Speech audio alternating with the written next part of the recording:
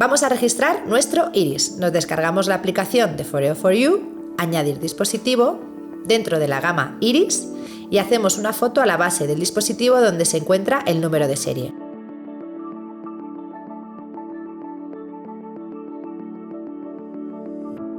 Ya tenemos nuestro dispositivo registrado. Ese es el número de serie, la garantía de producto. Aquí podemos poner la tienda en la que compramos iris o si fue un regalo.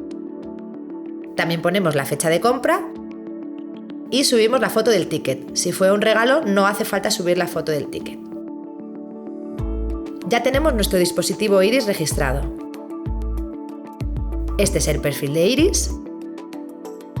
Podemos ver la información del dispositivo con el número de serie y la garantía del producto.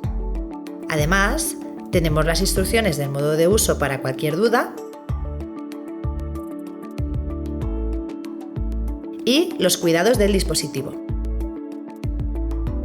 Y ahora disfruta de los masajes de contorno de ojos de iris.